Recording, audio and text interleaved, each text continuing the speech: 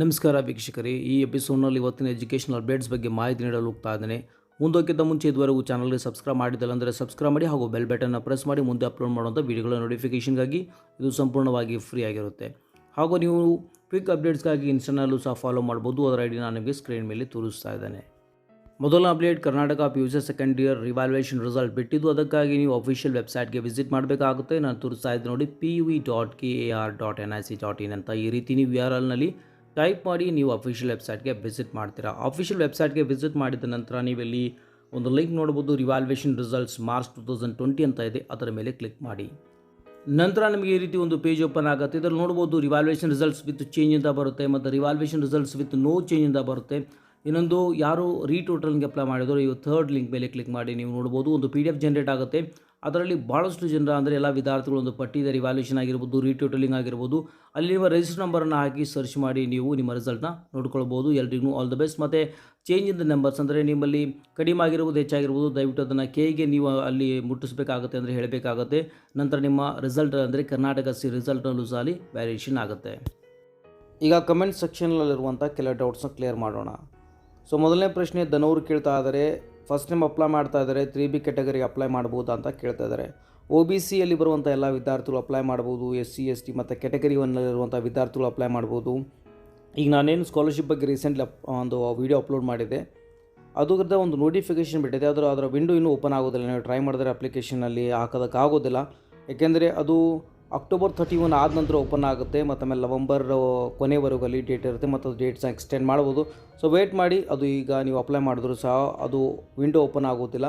So ಇನ್ನೊಂದು ಸಮಯ ಬೇಕಾಗುತ್ತೆ. ಇದೊಂದು ನೋಟಿಫಿಕೇಷನ್ ಇದೆ, ಆ ನೋಟಿಫಿಕೇಷನ್ ಬಗ್ಗೆ ನಾನು ನಿಮಗೆ ಮಾಹಿತಿ ನೀಡಿದ್ದೇನೆ.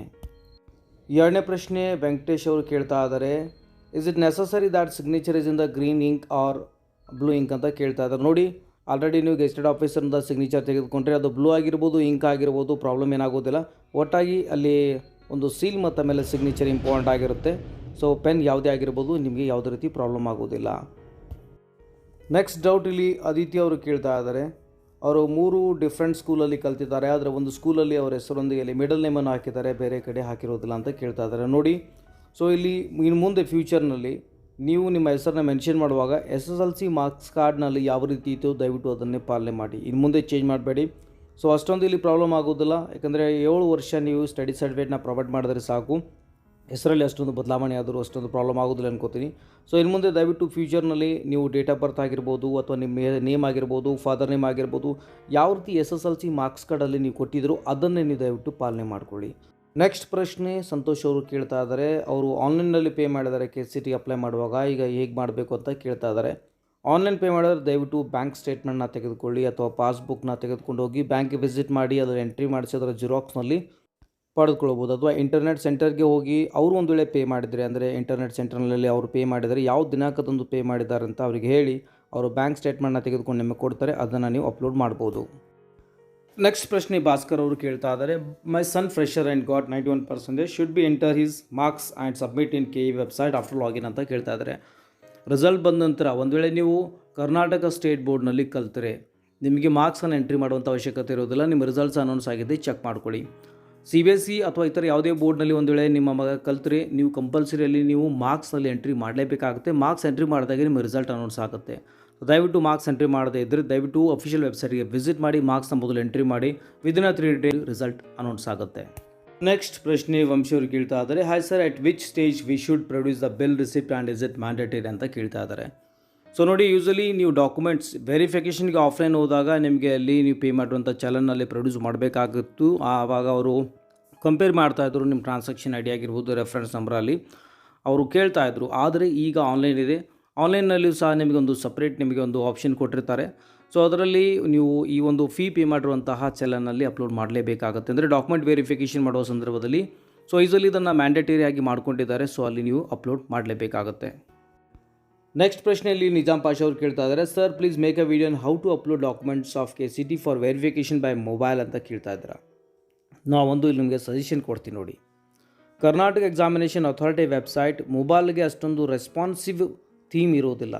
ಒಂದು ವೇಳೆ ನಿಮ್ಮ ಮೊಬೈಲ್ನಲ್ಲಿ ಡೆಸ್ಕ್ಟಾಪ್ ವರ್ಷನ್ ಮಾಡಿ ನೀವು ಸಹ ನೀವು ಟ್ರೈ ಮಾಡ್ಬೋದು, ಆದರೆ ಸ್ವಲ್ಪ ಮಿಸ್ಟೇಕ್ ಆದರೂ ಸಹ ಸಬ್ಮಿಟ್ ಆಗಿರುತ್ತೆ. ಮತ್ತು ಆಮೇಲೆ ನೀವು ಒಂದು ಸಲ ಸಬ್ಮಿಟ್ ಮಾಡಿದ್ಮೇಲೆ ಆಮೇಲೆ ಇಲ್ಲಿ ಎಡಿಟ್ ಮಾಡೋಕ್ಕೆ ಆಗೋದಿಲ್ಲ. ಸೊ ಅದಕ್ಕೆ ನನ್ನ ರಿಕ್ವೆಸ್ಟ್ ಏನಂದರೆ, ಡಾಕ್ಯುಮೆಂಟ್ ವೆರಿಫಿಕೇಷನ್ ಅಪ್ಲೋಡ್ ಮಾಡುವಾಗ ಮನೆಯಲ್ಲಿರುವಂಥ ಡೆಸ್ಕ್ಟಾಪ್ ಆಗಿರ್ಬೋದು, ಅಥವಾ ನೀವು ಹೊರಗಡೆ ಸೈಬರ್ ಕೆಫೆನಲ್ಲಿ ನೀವು ಟ್ರೈ ಮಾಡ್ಬೋದು, ಅಥವಾ ನೀವು ನಿಮ್ಮ ಫ್ರೆಂಡ್ಸಲ್ಲಿದ್ದರೆ ಆ ಒಂದು ಡೆಸ್ಕ್ಟಾಪ್ನ ಯೂಸ್ ಮಾಡಿ ನೀವು ಬೇಕಾದರೆ ಈ ಡಾಕ್ಯುಮೆಂಟ್ಸ್ ಅಪ್ಲೋಡ್ ಮಾಡ್ಬೋದೇ ವಿನಃ, ಆದರೆ ಮೊಬೈಲ್ನಿಂದ ದಯವಿಟ್ಟು ಟ್ರೈ ಮಾಡಬೇಡಿ. ಯಾಕಂದರೆ ಸ್ವಲ್ಪ ಏನಾದರೂ ತಪ್ಪಾದರೂ ಸಹ ಎಡಿಟಿಂಗ್ ಆಪ್ಷನ್ ಅಂತೂ ದಯವಿಟ್ಟು ಬಿಡೋದಿಲ್ಲ. ಸೊ ದಯವಿಟ್ಟು ರಿಸ್ಕ್ನ ತೆಗೆದುಕೊಳ್ಬೇಡಿ.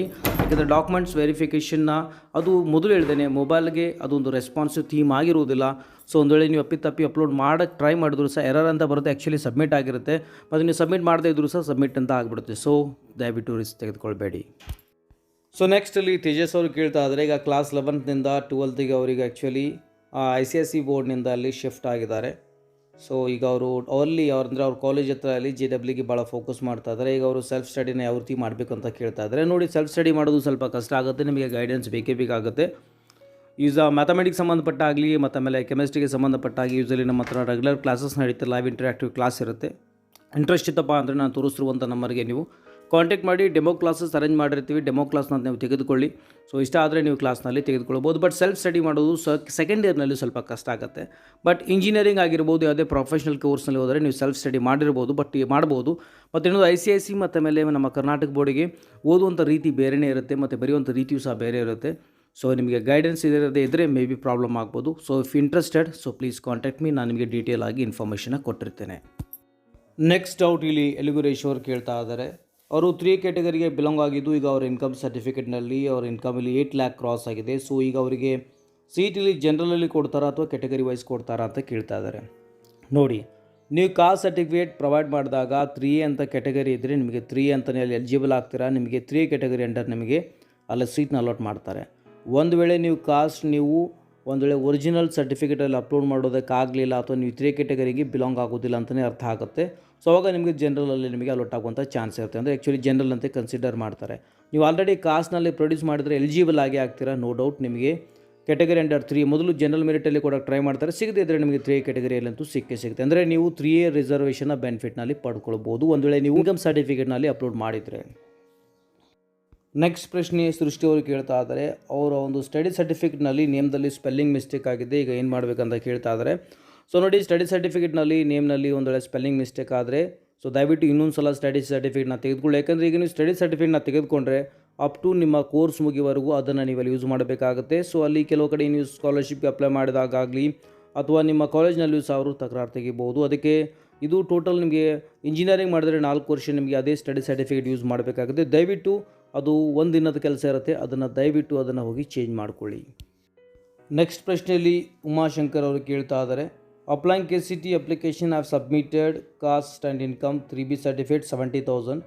If I apply for income certificate 1,50,000 for SNQ, the RD number will get changed. I will be eligible for SNQ ಅಂತ ಕೇಳ್ತಾ ಇದ್ದಾರೆ. ನೋಡಿ, SNQ ಕೋಟೆಗೆ ಅಪ್ ಟು 8 lakh ನಿಮಗೆ ನೀವು 8 lakh ನಿಮ್ಮ ಒಂದು ಇನ್ಕಮ್ ಸರ್ಟಿಫಿಕೇಟ್ ಇದ್ದರೂ ಸಹ SNQ ಕೋಟದಲ್ಲಿ ನೀವು ಎಲಿಜಿಬಲ್ ಆಗ್ತೀರಾ. ಮತ್ತು 1,50,000 ಅಂತಂದರೆ ಇಲ್ಲಿ ನಿಮಗೆ ಕ್ಯಾಟಗರಿ 1ಅಲ್ಲೇ ಬರ್ತಾರೆ, ಯಾವುದೇ ರೀತಿ ಪ್ರಾಬ್ಲಮ್ ಆಗೋದಿಲ್ಲ. RD ನಂಬರಲ್ಲಿ ಚೇಂಜ್ ಆದರೂ ಪರವಾಗಿಲ್ಲ, ಯಾಕೆಂದರೆ ಅದು ಆಪ್ಷನಲ್ ಇರುತ್ತೆ. ಸೊ ನೀವು ಅಪ್ಲೈ ಮಾಡ್ಬೋದು, ನೀವು ಮತ್ತೆ ಎಲಿಜಿಬಲ್ ಸಹ ಆಗ್ತೀರಾ. ಸೊ ನೆಕ್ಸ್ಟ್ ಪ್ರಶ್ನೆಯಲ್ಲಿ ಅಜಿತ್ ಅವರು ಕೇಳ್ತಾ ಇದ್ದಾರೆ. Proforma for income certificate provided by KE can also be use to fill and get signed by tahsildar or other income certificate is also needed which is provided by Nada Kacheri ಅಂತ ಕೇಳ್ತಾ ಇದ್ದಾರೆ. ನೋಡಿ, ನೀವು KE ಪ್ರೊವೈಡ್ ಮಾಡಿರುವಂಥದ್ದು ಕಾಸ್ಟ್ ಮತ್ತು income certificate ಅದೇ proforma ಬೇಕಂತೇನಿಲ್ಲ. Caste ಮತ್ತು ಇನ್ಕಮ್ ಬಗ್ಗೆ ಮಾತಾಡಿದ್ರೆ ನೀವು ನಾಡಾ ಕಚೇರಿಯಿಂದ ಪಡೆದುಕೊಂಡಿರುವಂತಹ ಸರ್ಟಿಫಿಕೇಟ್ನ ಅಲ್ಲಿ ಅಪ್ಲೋಡ್ ಮಾಡಿ, ನೀವು ಹೊಸದಾಗಿ ಒಂದು ಪ್ರೊಫಾರ್ಮಾ ಮಾಡಿ ನೀವು ತಹಸೀಲ್ದಾರ್ ಹತ್ರ ಹೋದರೆ ಅವರು ಸಿಗ್ನೇಚರ್ ಮಾಡೋದಿಲ್ಲ. ಸೊ ನಾಡಾ ಕಚೇರಿಯಿಂದ ಏನು ಪಡ್ಕೊಂಡಿರ್ತೀರೋ ಆದರೆ ಆ್ಯಕ್ಚುಲಿ ಅದು ತಹಸೀಲ್ದಾರದಿಂದನೇ ಇಂಡೈರೆಕ್ಟ್ಲಿ ಬಂದಿರುತ್ತೆ. ಸೊ ನಾಡಾ ಕಚೇರಿಯಲ್ಲಿ ಪಡೆದುಕೊಂಡಿರುವಂಥ ಸರ್ಟಿಫಿಕೇಟ್ನಲ್ಲಿ ಅಪ್ಲೋಡ್ ಮಾಡಬೇಕಾಗುತ್ತೆ. ಸಪ್ರೇಟಾಗಿ ನೀವು ಒಂದು ಪ್ರೊಫಾರ್ಮ್ ಮಾಡಿಕೊಂಡು ನೀವು ಅಲ್ಲಿ ಬರ್ಕೊಂಡು ಹೋದರೆ ಅವರು ನಿಮಗೆ ಅಲ್ಲಿ ಆ ಒಂದು ಸರ್ಟಿಫಿಕೇಟ್ನಲ್ಲಿ ಪ್ರೊವೈಡ್ ಮಾಡುವುದಿಲ್ಲ. ನೆಕ್ಸ್ಟ್ ಪ್ರಶ್ನೆ ಸಂಜಯ್ ಅವರು ಕೇಳ್ತಾ ಇದ್ದಾರೆ. ಫಾರ್ಮೇಟ್ ಚೇಂಜ್ ಇದ್ದರೆ ನಡೀತಾ ಅಂತ. ಫಾರ್ಮೇಟ್ ಚೇಂಜ್ ಇದ್ದರೆ ದಯವಿಟ್ಟು ನಡೆಯೋದಿಲ್ಲ. ಸ್ಟಡಿ ಸರ್ಟಿಫಿಕೇಟ್ ಆಗಿರ್ಬೋದು, ಕನ್ನಡ ಮಾಧ್ಯಮ ಆಗಿರ್ಬೋದು, ಗ್ರಾಮೀಣ ಆಗಿರ್ಬೋದು, ಮತ್ತು ಮ್ಯಾಕ್ಸಿಮಮ್ ಎಲ್ಲ ಅಂದರೆ ಕಾಸ್ಟ್ ಮತ್ತು ಇನ್ಕಮ್ ಸರ್ಟಿಫಿಕೇಟ್ ಬಿಟ್ಟು ಉಳಿದೆಲ್ಲ ಯಾವ ರೀತಿ ಫಾರ್ಮೇಟ್ನ ಕೊಟ್ಟಿರ್ತಾರೆ ದಯವಿಟ್ಟು ಅದೇ ಫಾರ್ಮೇಟ್ನ ನೀವು ಅಲ್ಲಿ ಅಪ್ಲೋಡ್ ಮಾಡಬೇಕಾಗತ್ತೆ. ಸೊ ನೆಕ್ಸ್ಟ್ ಪ್ರಶ್ನೆ ಚಂದ್ರಶೇಖರ್ ಅವರು ಕೇಳ್ತಾ ಇದ್ದಾರೆ. KCET ಫೀಸ್ನ ಅವ್ರು ಕಾಲೇಜಿನಲ್ಲಿ ಪೇ ಮಾಡಿದ್ದಾರೆ, ಅಂದರೆ ಎಲ್ಲ ವಿದ್ಯಾರ್ಥಿಗಳು ಅವರು ಆನ್ಲೈನ್ ಪೇ ಮಾಡಿದ್ದಾರೆ. ಸೊ ಈಗ ಅವ್ರ ಹತ್ರ ಯಾವುದೇ ರೀತಿ ರಿಸಿಪ್ಟ್ ಇಲ್ಲ, ಏನು ಮಾಡಬೇಕು ಅಂತ ಕೇಳ್ತಾ ಇದ್ದಾರೆ. ಯಾವ ಡೇಟ್ ನೀವು ಅಪ್ಲೈ ಮಾಡಿದರೆ ಅವರು ಪೇ ಮಾಡಿದ್ದಾರೆ ಅನ್ನೋದನ್ನು ಮೊದಲು ತಿಳ್ಕೊಳ್ಳಿ. ಸೊ ನೀವು ನೋಡಿ, ನಿಮ್ಮ ಇದರಲ್ಲಿ KEಗೆ ಅಪ್ಲೈ ಮಾಡಿದಾಗಲೇ ಡೇಟ್ ಇರುತ್ತೆ. ಸೊ ಕಾಲೇಜಿಗೆ ವಿಸಿಟ್ ಮಾಡಿ ಅವ್ರ ಹತ್ರ ಬ್ಯಾಂಕ್ ಸ್ಟೇಟ್ಮೆಂಟ್ ಆ ದಿನದ ತೆಗೆದುಕೊಂಡು ನೀವಲ್ಲಿ ಅದನ್ನು ಅಪ್ಲೋಡ್ ಮಾಡ್ಬೋದು.